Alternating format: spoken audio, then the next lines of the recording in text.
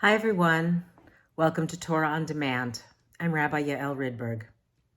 This week, we arrive at the defining portion of the Torah, Parashat Yitro, which contains the giving and the receiving of the Ten Commandments. Our master narrative does not only focus on the redemption from Egypt and the survival of the Jewish people. The master narrative also focuses on what comes from our redemption, namely an experience of revelation and the receiving of Torah, the blueprint for communal living and the interests of all humanity. The Torah imagines that God declared the people shall be Mamlechet Kohanim v'Goy Kadosh, a nation of priests and a holy people.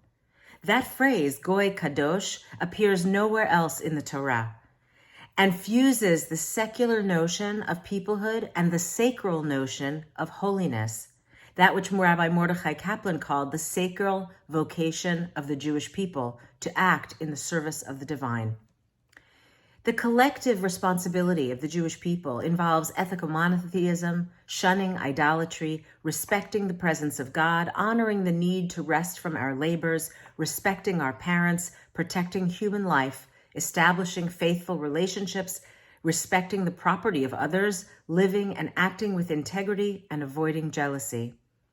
Amid seeing the thunder and the lightning, the people experience a profound awareness of their environment and declare later that they will do and they will listen. The use of the plural na'aseh v'nishma is meant to suggest that the receiving of Torah was understood as a collective divine gift. These commandments fortify later biblical and rabbinic laws that require us to care about what makes the Jewish people unique and to care about how our behavior towards others must reflect our relationship with the divine. In the creation of a just society, all people must take upon themselves the burden and the responsibility to follow laws that seek to protect everyone. The Ten Commandments challenge us to comply, reject, or cope with their meaning in community, lest we wear ourselves out in an isolated struggle to understand the fundamental quandaries of human life.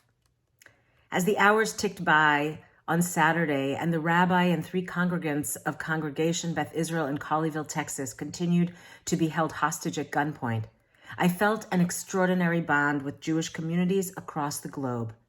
In waiting, I felt the connective tissue strengthened not only by the terror I imagined that we shared, but by the sacral vocation outlined by these commandments of what it is to be a Jew in the 21st century. May our communities continue to be places where the divine comes and blesses the inhabitants. Shabbat Shalom. Thanks for joining me. See you next time.